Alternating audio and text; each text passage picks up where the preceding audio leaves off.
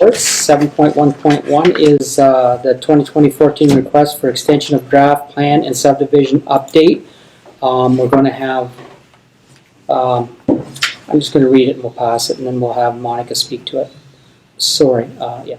The Council of Township of North Huron hereby receives the report of the planner dated October 19, 2020 regarding the update of the request for extension draft plan of subdivision file 40T12000001 for information purposes.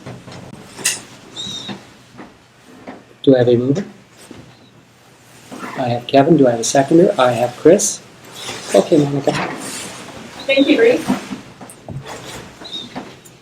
Good evening, Council. I'm here but my purpose tonight is to give Council an update and a heads up that an application for draft plan extension is coming. So I won't say that long file number again, so he's already said it. This is a draft plan of subdivision, that long file number again, so he's already said it. This is a draft plan of subdivision that folks around the table will be familiar with. It's known as Wingham Creek subdivision, and it received draft approval, and the most recent extension is set to expire on January 2nd, 2021. So it's pretty much the last minute to apply for another draft extension now, and we expect that there will be a complete application received, and that we'll be able to verify that the folks making the application are authorized to act on the behalf of the 600 owners. At this point, the planning department is just working with Mr. Jose Maria Fernando Souza Medina. He goes by Jeff Medina. Jeff is just working on getting the application put together and commissioned in Malaysia, where he is, and submitting that into the county. So at the next North Huron Council meeting, I will be bringing a report with a recommendation regarding the application for draft plan extension. So other than rehashing the development itself, I don't think that's a good use of our time, because most of council will be familiar with the proposed Wingham Creek plan of subdivision. At this time, there are some outstanding conditions on the draft plan of subdivision that the current owners and their representatives will have to address during the time of their extension, if their extension is approved. If they don't get their extension approved, or if they don't meet their conditions within the time period where their extension is approved for, the plan of subdivision that was approved with draft plan approval will be dissolved and won't be an existing plan anymore. And any new development that's proposed on these lands will have to start at the beginning part of a planning application for a plan of subdivision. So those are the stakes of this application for draft plan extension, and the representatives of the owners understand those stakes and they're taking it seriously, but at this point we don't have the full application in yet, and we're still working to verify the legal status of the representative on behalf of the owners. So perhaps I'll leave it at that and see if council has any questions. I'm going to open it up to council. Thank you, Monica. I'm going to open it up to council for comments. Just before I give it over to Trevor, I want to tell you guys that I've got about a year into this and it's aged me 10. Go ahead, Trevor. So I have some real concerns, you know, as a counselor and as a resident of North Huron and a resident of Wingham. We need this development. We needed it 5 years ago. We have now had, in 8 months, we've now talked to 4 different individuals as it relates to this property. The applicant is different than the applicant we just talked to 3 weeks ago. So the frustrating part of this discussion is they seem to can't get straight who does or who doesn't have controlling interest in this property. And I'm almost to the opinion now is, how do I even believe, application comes, how do I even believe who has control? Like, that's where I'm at. Like, I just cannot believe that in 8 months, staff and council have talked to 4 different individuals about a piece of property to get development. Like, that is in my mind ludicrous in a discussion of a piece of property who's had draft plan subdivision approval since 2014. 6 years. Like, that is just ridiculous. In hindsight to that, my comment is a discussion about, I know we need this development, but I'm not willing to risk something because somebody else can't get their ducks in a row and they're figuring out. We as North Huron have nothing invested in this other than staff resource time, which, let's be clear, has been ridiculous. But we don't have much to lose as opposed to other than tax revenue coming in. They have more to lose than us, significantly. And I still stand by the fact that they need to understand the real pressure that this is, and I still believe that, I honestly, to this day, cannot tell you whether I would support a draft plan subdivision agreement with anybody on that group, based on what I've heard from that group completely. And arguably, the only way I would even contemplate potentially draft extension is with hard deadlines. Meaning, here's what you need to accomplish. If you bypass any of those, it's gone. It's done. If you got to get to A, well, A, you got till September, whatever, to bid it. And if you don't meet that, then it comes back to council and denied. We need to hold these people accountable to this extension because they have a lot more to lose than we do. In my mind. We haven't had that tax revenue for 6 years. I don't know that anybody on this council would probably guarantee we're not going to get that tax revenue in the next 6 years, based on how we've been perceived or how information has came to us in regards to this development. So the only position I have, I want this development, but it's on a real short lease, in my opinion, from my perspective, because we have used staff resources to the nth degree to get this thing forward, and they seem to not have the same worry because they seem to believe that we're just going to continue to extend it because we need it more than them. And I would argue we don't, because we have other developments, Hutton Heights, Blythe, East Wallinosh has land too. We got lots of other options that we should be focusing on instead of this particular development. Wingham really wants it, Wingham really needs it, but at what cost? Because I think they need it more than us from an investment that we've heard about. So that's just my comment. I think from my perspective is those are the things that are really resonating with me as it relates to this development.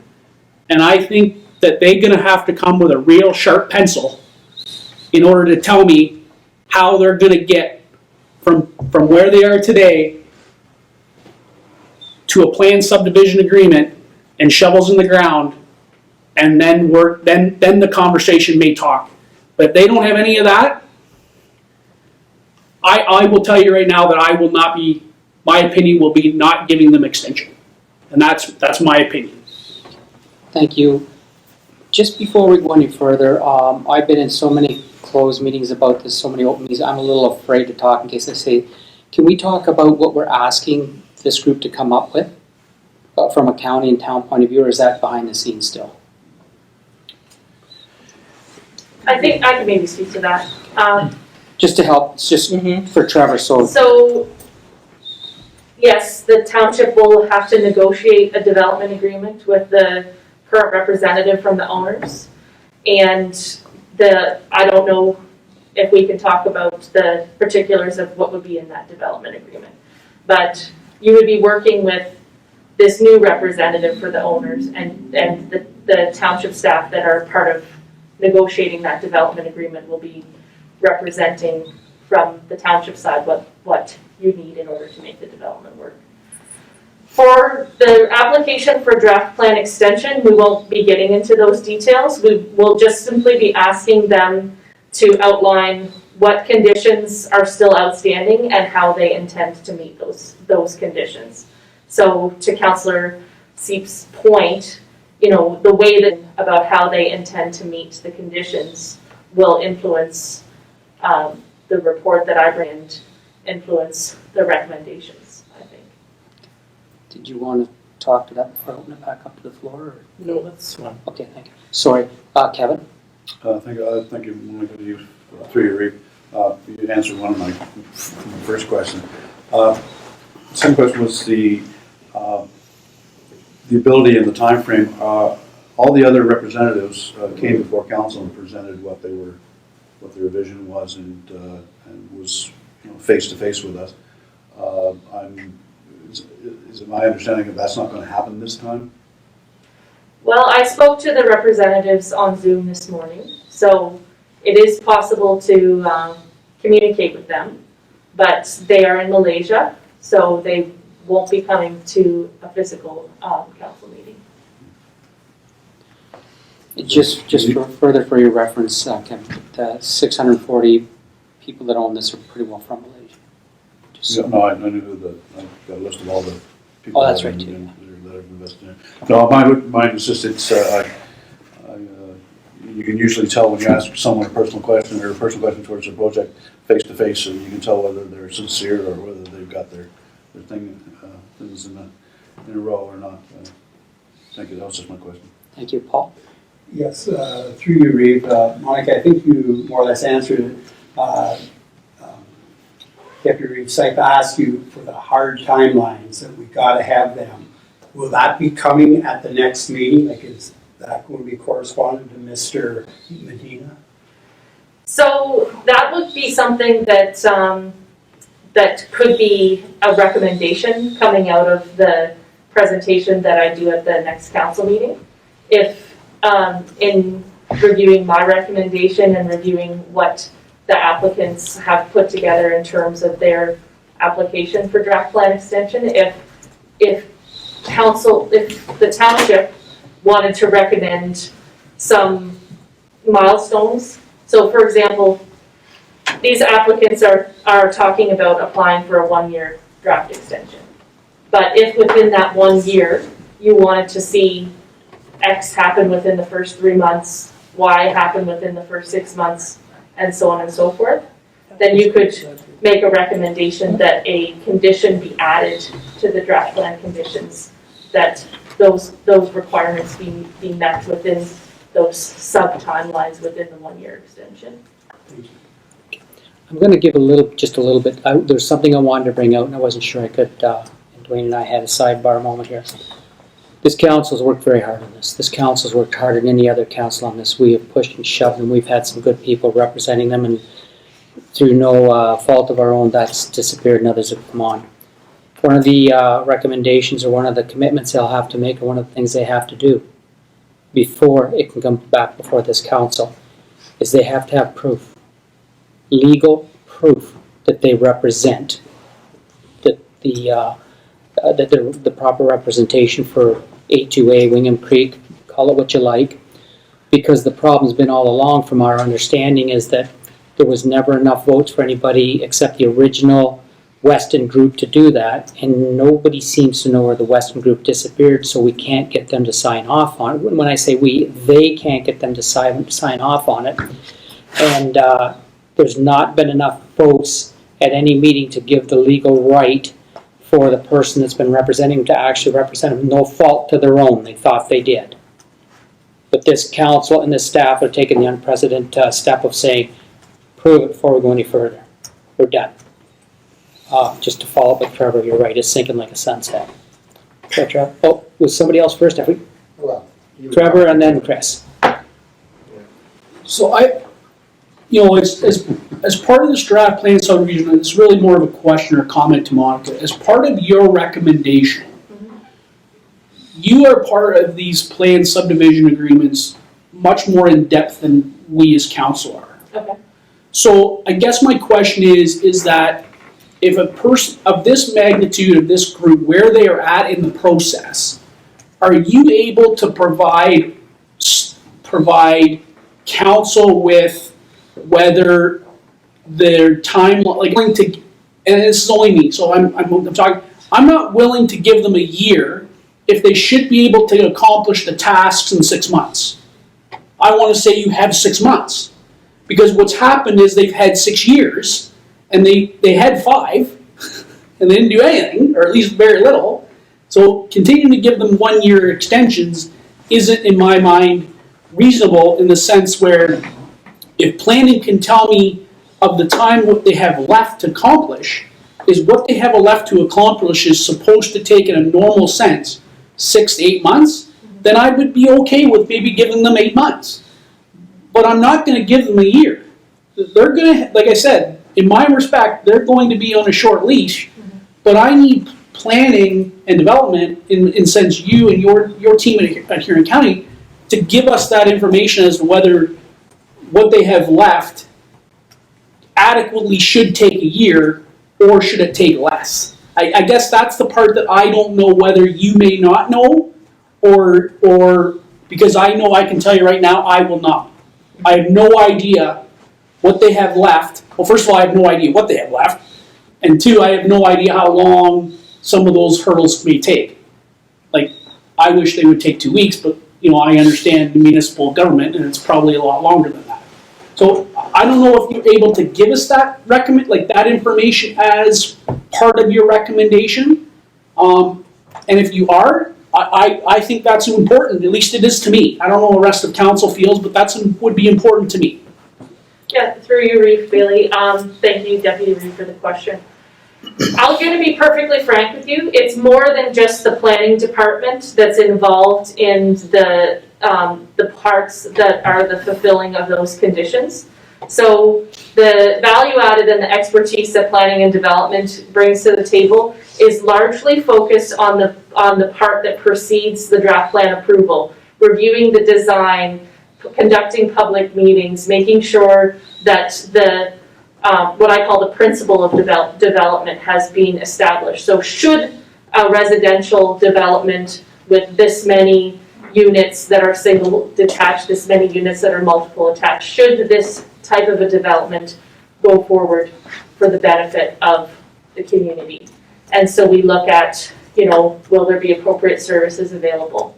When it gets to the point of the draft plan conditions, I use the word technical to describe those things. They're not philosophical, like should a residential development go here. They're technical. How do we provide the street infrastructure, waters and sewer lines there?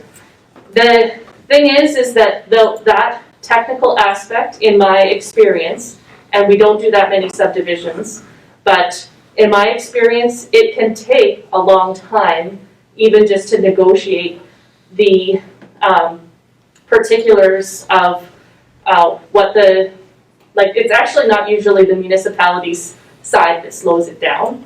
The municipality usually knows what they want to put in a development agreement, but there's a certain amount of back and forth and negotiation that happens from the developer side. So there's things like securities that have to be paid in order to address the costs of the infrastructure that needs to be built. And developers tend to drag their feet on providing things like securities. So I think that I can't fully answer that question, but I hope that my answer just now gives you a little bit of insight into the type of thing that's in those draft plan conditions.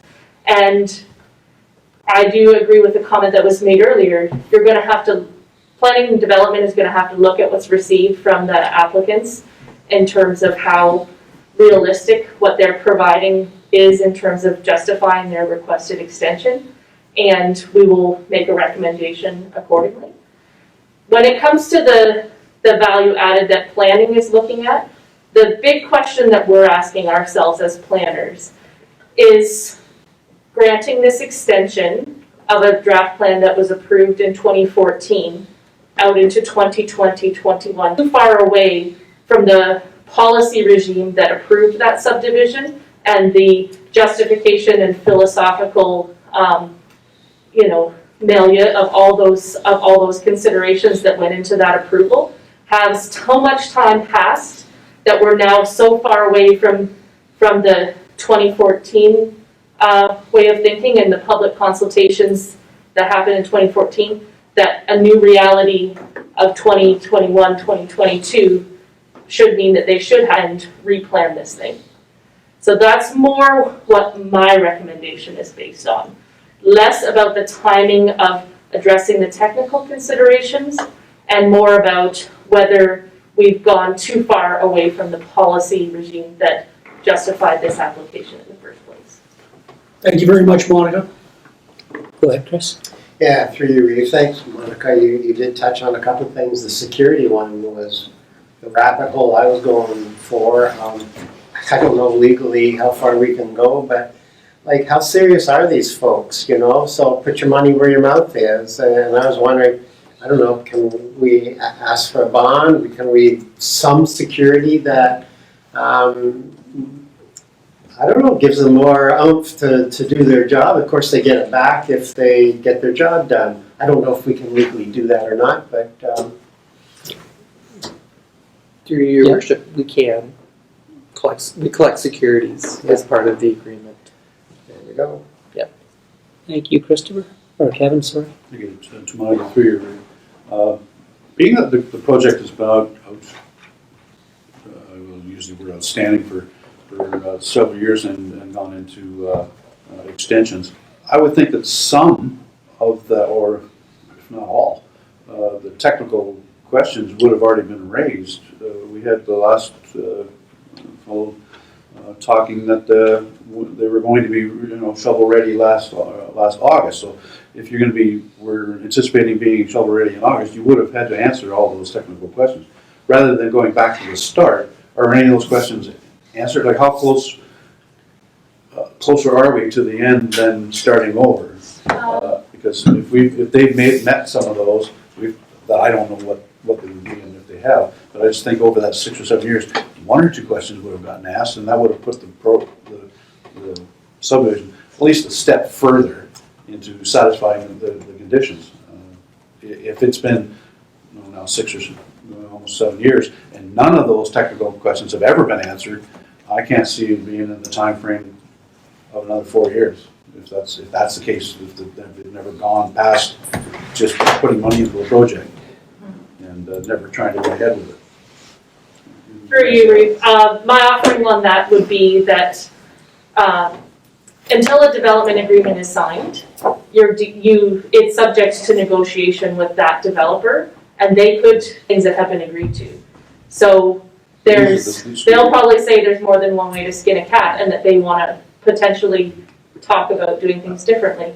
But to flip it over back on them, when they fill out their application form and they say why they haven't been able to meet the conditions to date, part of them making really good justification of that they have made progress. We're familiar with the development agreement that was negotiated with our predecessors. We're prepared to accept this, and this. So that, depending on whether we get that level of detail, might influence the type of recommendation you get from the planning department and what your own judgment will be about whether the application should be extended or not. My question was stemming through that it would be different if we were dealing with a different owner. We've been dealing with the same 600 people for 7 years. It's their problem with their contractor if they don't make deadlines and such. But it's still the same people, so it's not a different buyer. These are the same people. So, like I said, they should have had within 6 years at least demanding that their money at least went forward, or show me what we've made progress here. I know they're having trouble with their first contractor,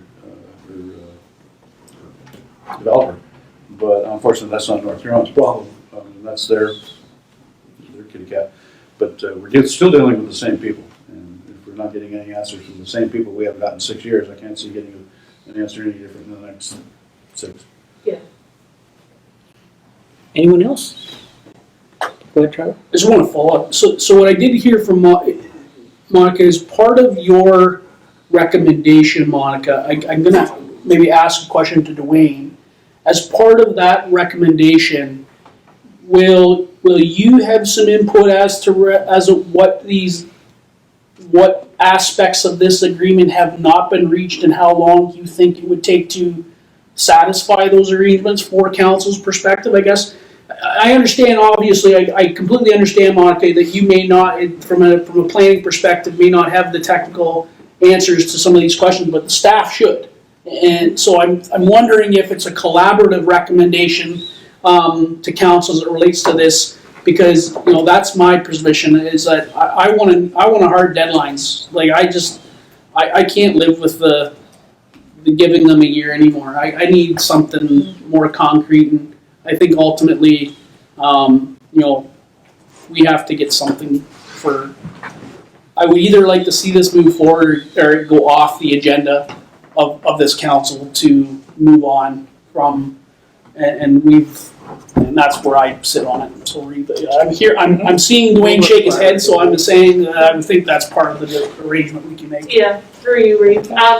I think absolutely we are definitely have been in conversation with staff, and will continue to leading up to our recommendation and reviewing what we get from the applicant together to sort that out. But without massaging the process too much, maybe I can give an example to illustrate your point.